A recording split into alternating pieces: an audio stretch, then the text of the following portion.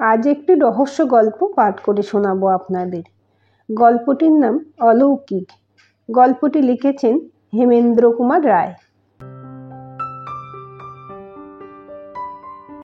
Inspector সুন্দরবাবু নতুন নতুন খাবারের দিকে বরাবরই তার প্রচণ্ড লোভ। আজ বৈকালিক চায়ের আসরে পদার্পণ করেই বলে উঠলেন, জয়ন্ত, ওবেলা কি বলেছিলে মনে আছে তো? জয়ন্ত হেসে বলল, মনে না থাকে মনে করিয়ে দিন। নতুন খাবার খাওয়াবে বলেছিলে। ও, এই কথা। খাবার তো প্রস্তুত। খাবারের নাম শুনতে পাই না। মাছের প্যাটি আর অ্যাসপারগাস অমলেট। রেঁধেছে কে? আমাদের মধু।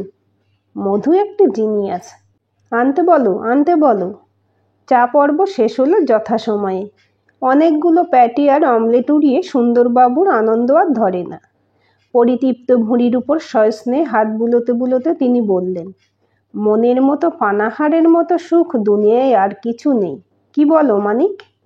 মানিক বললে, কিন্তু অত সুখের ভিতরেও কি একটি ট্র্যাজেডি নেই? কীরকম? খেলেই খাবার ফুরিয়ে যায়। তা যা বলেছ। আবার অনেক সময় খাবার ফুরোবার আগে পেটই ভরে যায়। হ্যাঁ ভায়া, ওটা আবার খাবার ফুরোনোর চেয়েও দুঃখজনক ব্যাপার। খাবার আছে, পেট কিন্তু গ্রহণ করতে নারাজ। অসহনীয় দুঃখ। ঠিক এমন সময়ে একটি লোক ঘরের ভিতরে প্রবেশ করল। তাকে দেখেই জয়ন্ত বলে উঠল, আরে আরে, হরেন যে! বসো ভাই, বসো। সুন্দরবাবু, হরেন হচ্ছে আমার আর মানিকের বাল্যবন্ধু। মানিক বললে, হরেন, ইনি হচ্ছেন সুন্দরবাবু, বিখ্যাত পুলিশ ইন্সপেক্টর আর প্রখ্যাত ঔদারিক। ঔদারিক মানে কি মানিক? শুধলেন সুন্দরবাবু। ঔদারিক অর্থাৎ উদরপরায়ণ, অর্থাৎ পেটুক। বেশ ভাই, বেশ, যা খুশি বলো। তোমার কথায় রাগ করে আজকের এমন খাওয়ার আনন্দটা মাটি করব না। জয়ন্ত বললে, তারপর হরেন, তুমি কি এখন কলকাতাতেই আছো? না, কাল এসেছি, আজই দেশে ফিরব। কিন্তু যাবার আগে তোমাদের একটা খবর দিয়ে যেতে চাই। কীরকম খবর? যেরকম খবর তোমরা ভালোবাসো। কোনো অসাধারণ ঘটনা? তাই? তাহলে আমরা শুনতে প্রস্তুত। সম্প্রতি অসাধারণ ঘটনার অভাবে আমরা কিঞ্চিত ম্রিয়মাণ হয়ে আছি। ঝাড়ো তোমার খবরের ঝুলি। হরেন বললে, সুন্দরবাবু, জয়ন্ত আর মানিক আমাদের দেশে গিয়েছে, কিন্তু আপনার কাছে আগে তার কিছু পরিচয় দেওয়া দরকার। আমাদের দেশ হচ্ছে একটি ছোট্ট শহর, কলকাতা থেকে মাইল 30 দূরে। সেখানে 15-16 হাজার লোকের বাস। অনেক ডেলি প্যাসেঞ্জার কলকাতায় চাকরি করতে আসেন। তাদের মধ্যে কয়েকজন বড় অফিসারও আছেন। স্টেশন থেকে শহরের দূরত্ব প্রায় 1.5 মাইল। এই পথটা বেশিরভাগ লোকই পায়ে হেঁটে পার হয়। যাদের সঙ্গতি আছে তারা ছ্যাঁকড়া গাড়ি কি সাইকেল রিক্সার সাহায্য নেয়। মাসখানেক আগে, অর্থাৎ গেল মাসের প্রথম দিনে সুরথবাবু আর অবিনাশবাবু সাইকেল রিক্সায় চড়ে স্টেশন থেকে বাড়ির দিকে ফিরছিলেন। তারা দুজনেই বড় অফিসার। একজন মাহিনা পান 1000 টাকা আর একজন 800 টাকা। সেই দিনই তারা মাহিনা পেয়েছিলেন। স্টেশন থেকে মাইলখানেক পথ এগিয়ে এসে একটা জঙ্গলের কাছে তারা দেখতে পেলেন আজব এক মূর্তি। তখন রাত হয়েছে। আকাশে ছিল সামান্য একটু চাঁদের আলো। স্পষ্ট করে কিছুই চোখে পড়ে না, তবু বোঝা গেল মূর্তিটা অসম্ভব ঢ্যাঙা। মাথায় অন্তত 9 ফুটের কম উঁচু হবে না। প্রথমে তাদের মনে হয়েছিল সেটা কোনো নারীর মূর্তি, কারণ তার দেহের নিচের দিকে ছিল ঘাগড়ার মতো কাপড়। কিন্তু তার কাছে গিয়েই বোঝা গেল সে নারী নয়, পুরুষ। ভীষণ কালো মুখখানা সম্পূর্ণ অমানুষিক। তার হাতে ছিল লাঠির বদলে লম্বা একগাছা বাঁশ। পথের ঠিক মাঝখানে একেবারে নিশ্চল হয়ে সে দাঁড়িয়েছিল। রিকশাখানা কাছে গিয়ে তাকে পাশ কাটিয়ে যাবার চেষ্টা করতেই সে বিষম চিৎকার করে ধমকে বলে উঠল, এই উল্লুক, গাড়ি থামা। তারপরেই সে রিভলভার বার করে ঘোড়া টিপে দিলে। দুম করে শব্দ হওয়ার সঙ্গে সঙ্গেই রিকশার চালক গাড়ি ফেলে পলায়ন করলে। সুরথবাবু আর অবিনাশবাবুও গাড়ি থেকে নেমে পড়বার উপক্রম করতেই মূর্তিটা তাদের দিকে রিভলভার তুলে কর্কশ স্বরে বললে, যদি প্রাণে বাঁচতে চাও, সঙ্গে যা আছে সব রিকশার উপরে রেখে এখান থেকে সরে পড়ো। তারা প্রাণে বাঁচতেই চাইলেন। ভয়ে কাঁপতে কাঁপতে সঙ্গের সমস্ত টাকা হাতঘড়ি, আংটি, এমনকি ফাউন্টেন পেনটি পর্যন্ত সেইখানে ফেলে রেখে তারা তাড়াতাড়ি চম্পট দিলেন। পরে পুলিশ এসে ঘটনাস্থলে রিকশার পাশে কুড়িয়ে পায় কেবল সেই লম্বা বাঁশটাকে। প্রথম ঘটনা 7 দিন পরে ঘটে দ্বিতীয় ঘটনা। মৃণালবাবু আমাদের দেশের লোক। মেয়ের বিয়ের জন্য তিনি কলকাতায় গহনা গড়াতে গিয়েছিলেন। ঘটনার দিন সন্ধ্যার সময় ট্রেন থেকে নেমে 5,000 টাকার গহনা নিয়ে পদব্রজেই আসছিলেন। তিনিও একটা জঙ্গলের পাশে সেই সুদীর্ঘ ভয়াবহ মূর্তিটিকে অস্পষ্টভাবে দেখে থমকে দাঁড়িয়ে পড়েন। সেদিন কতকটা স্পষ্ট চাঁদের আলো ছিল বটে, কিন্তু জঙ্গলের ছায়া ঘেঁষে মূর্তিটা এমনভাবে দাঁড়িয়েছিল যে ভালো করে কিছুই দেখবার জো ছিল না। সেদিনও মূর্তিটা রিভলভার ছুঁড়ে ভয় দেখিয়ে মৃণালবাবুর গহনাগুলো কেড়ে নিয়ে তাকে তাড়িয়ে দেয়। সেবারও পরে ঘটনাস্থলে গিয়ে পাওয়া যায় কেবল একগাছা লম্বা বাঁশ। এইবারে তৃতীয় ঘটনা। শশীপদ আমার প্রতিবেশী। কলকাতার বড় বাজারে তার কাপড়ের দোকান। ফি শনিবারে সে দেশে আসে। গেল শনিবারেও আসছিল। তখন সন্ধ্যা উতরে গিয়েছিল, কিন্তু চাঁদ ওঠেনি। স্টেশন থেকে শহরে আসতে আসতে পথের একটা মোড় ফিরেই শশীপদ সভয়ে দেখতে পায় সেই অসম্ভব ঢ্যাঙা বিভৎস মূর্তিটাকে। মানে ভালো করে সে কিছুই দেখতে পায়নি, কেবল এইটুকু বুঝেছিল যে মূর্তিটা সহজ মানুষের চেয়ে প্রায় ডবল উঁচু। সেদিনও সে রিভলভার ছুঁড়ে শশীপদর কাছ থেকে 7,000 টাকা হস্তগত করে। শশীপদ দৌড়ে একটা জঙ্গলের ভিতরে ঢুকে পড়ে। তারপর সেইখান থেকে বসেই শুনতে পায় খটাখট খটাখট খটাখট করে কিসের শব্দ। ক্রমেই দূরে সরে গিয়ে সে শব্দ মিলিয়ে যায়। শশীপদ ভয়ে সারা রাত বসেছিল জঙ্গলের ভিতরেই। সকালে বাইরে এসে পথের উপর দেখতে পায় একগাছা বাঁশ। জয়ন্ত, এই তো ব্যাপার। পরপর 3-3টে অদ্ভুত ঘটনা ঘটায় আমাদের শহর রীতিমতো আতঙ্কগ্রস্ত হয়ে উঠেছে। সন্ধ্যার পর দলে খুব ভারী না হলে পথিকেরা স্টেশন থেকে ওপর দিয়ে শহরে আসতে চায় না। অনেকেই মূর্তিটাকে অলৌকিক বলেই ধরে নিয়েছে। এখন তোমার কি মত? জয়ন্ত স্তব্ধ হয়ে বসে রইল কয়েক মিনিট। তারপর ধীরে ধীরে বললে, ঘটনাগুলোর মধ্যে কি কি লক্ষ্য করবার আছে তা দেখো। বাংলাদেশে 9 ফুট উঁচু মানুষ থাকলে এতদিনে সে সুবিখ্যাত হয়ে পড়ত। সুতরাং অনুমান করা যেতে পারে অপরাধী 9 ফুট উঁচু নয়। সে দেহের নিচের দিকটা ঘাগড়ায় বা ঘেরাটোপে ঢেকে রাখে। কেন? তার মুখ অমানুষিক বলে মনে হয়। কেন? সে একটা লম্বা বাঁশ হাতে করে দাঁড়িয়ে থাকে, আবার বাঁশটাকে ঘটনাস্থলে ফেলে রেখে যায়। কেন?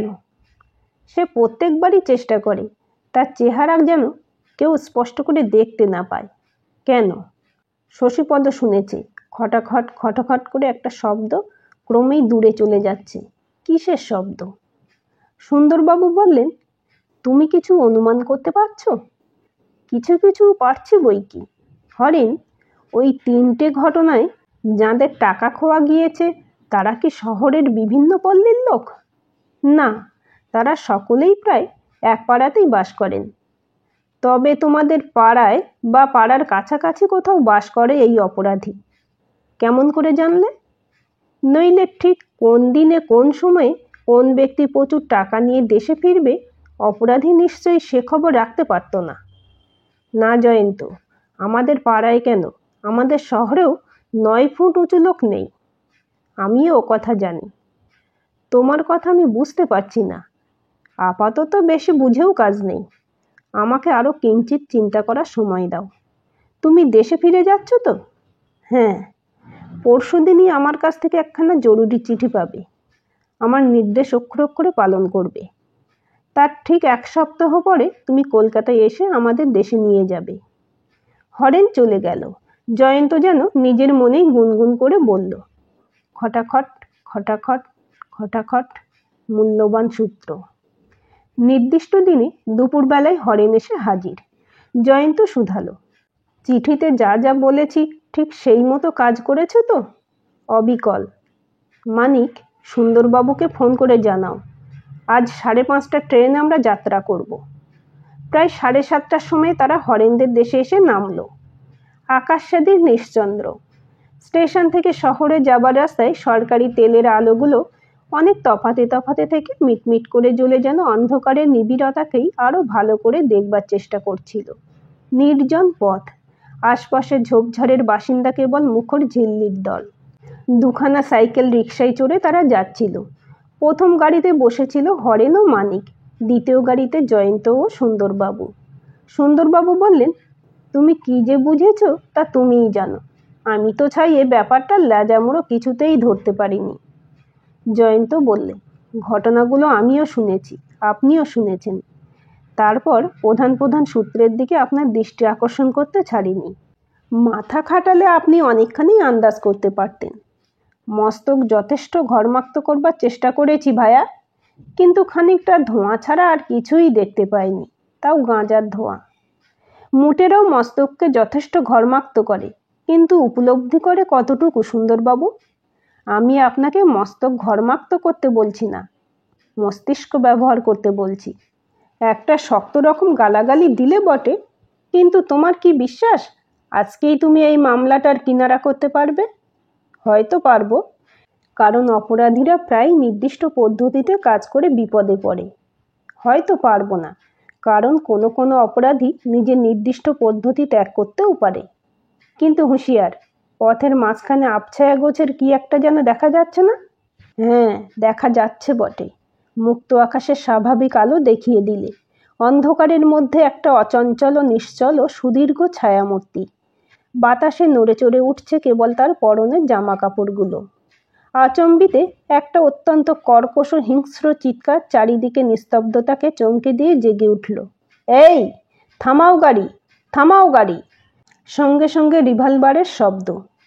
কিন্তু তার আগেই অতি সতর্ক জয়ন্ত ছুটন্ত গাড়ি থেকে বাঘের মতো লাফিয়ে পড়েছে এবং গর্জন করে উঠেছে তারও হাতে রিভলভার।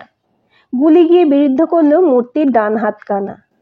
তার রিভলভারটা খসে পড়ল মাটির উপরে সশব্দে।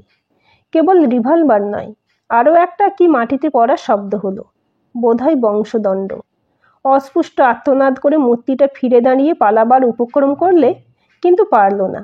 এক সেকেন্ড টলায়মান হয়েই হুড়মুড় করে লম্বমান হলো একেবারে পথের উপর। দপদপিয়ে জ্বলে উঠল চারটে টর্চের বিদ্যুদন্নি। জয়ন্ত ক্ষিপ্র হস্তে ভূপতিত মূর্তিটার গা থেকে কাপড় চোপড়গুলো টান মেরে খুলে দিলে দেখা গেল তার দুই পদের সঙ্গে সংলগ্ন আছে দুইখানা সুদীর্ঘ যষ্টি, ইংরেজিতে যাকে বলে স্টিল এবং বাংলায় যাকে বলে রনপা। জয়ন্ত বলল, দেখছি এর মুখে রয়েছে একটা প্রচণ্ড মুখোশ, কাফির মুখোশ। এখন মুখোশের তলায় কার শ্রীমুখ সেটাও দেখা যেতে পারে। আর একটানে খসে পড়ল মুখোশও। হরেন সবিস্ময়ে বলে উঠল, আরে, এ যে দেখছি আমাদের পাড়ার বাপে খেদানো মায়ে তাড়ানো ছেলে রামধন মুখুজ্জে। এ বয়স বাড়ার সঙ্গে সঙ্গেই কুপথে যায়, কুসঙ্গীদের দলে মেশে, নেশাখোর হয়, জুয়া খেলে, পাড়ার লোকেদের উপর অত্যাচার করে। এর জন্য সবাই ত্রস্ত, ব্যতিব্যস্ত। কিন্তু এর পেটে পেটে যে এমন শয়তানি, এতটা তো আমাদের স্বপ্নেরও অগোচর ছিল। জয়ন্ত বলল, সুন্দরবাবু, প্রধান প্রধান সূত্রের কথা আগেই বলেছি, এখন সব কথা আবার নতুন করে বলবার দরকার নেই। কেবল দু তিনটে ইঙ্গিত দিলেই যথেষ্ট হবে। গোড়া থেকেই আমার দৃঢ় ধারণা হয়েছিল অপরাধী হরেনেরই পাড়ার লোক। সে পাড়ায়, এমনকি সে শহরেও 9 ফুট উঁচু কোনো লোক নেই। সুতরাং ধরে নিলুম সে উঁচু হয়েছিল কৃত্রিম উপায় অবলম্বন করে। অপরাধের সময় সে আবছায়ায় অবস্থান করে, পাছে কেউ তার কৃত্রিম উপায়টা আবিষ্কার করে ফেলে। তাতেই আমার ধারণা হলো দৃঢ়মূল। এখন সেই কৃত্রিম উপায়টা কি হতে পারে? শশীপদ শুনেছিল খটাখট খটাখট করে কি একটা শব্দ ক্রমেই দূরে সরে যাচ্ছে। এই নিয়ে ভাবতে ভাবতে ধাঁ করে আমার মাথায় আসে রনপার কথা। রনপার উপরে আরোহণ করলে মানুষ কেবল উঁচু হয়ে ওঠে না, খুব দ্রুত বেগে চলাচলও করতে পারে। সেকালে বাংলাদেশের ডাকাতরা এই রনপায় চড়ে এক এক রাতেই 50-60 মাইল পার হয়ে যেতে পারত। পদক্ষেপের সময় রনপা যখন মাটির উপরে পড়ে তখন খটাখট করে শব্দ হয়, কিন্তু রনপার উপরে উঠে কেউ স্থিরভাবে দাঁড়িয়ে থাকতে পারে না।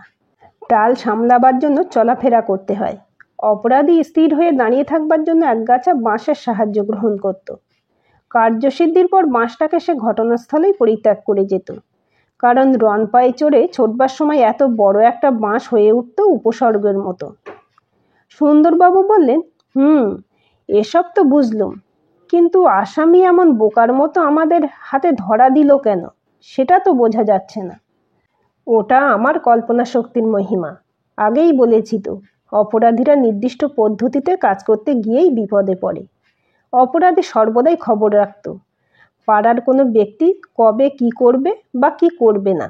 আমার নির্দেশ অনুসারে হরেন রটিয়ে দিয়েছিল, কলকাতায় ব্যাংকের পর ব্যাংক ফেল হচ্ছে, সে ব্যাংকে আর নিজের টাকা রাখবে না, অমুক তারিখে কলকাতায় গিয়ে সব টাকা তুলে নিয়ে আসবে। অপরাধী এটোপ না গিলে পারেনি। সুন্দরবাবু বললেন, একেই বলে ফাঁকা তালে কিস্তি মাত। আজকের গল্পটি আপনাদের কেমন লাগলো কমেন্ট করে জানাবেন। ভালো লাগলে লাইক, শেয়ার, সাবস্ক্রাইব করবেন এবং নতুন ভিডিও আপডেট পেতে বেল আইকনটি ক্লিক করে রাখুন।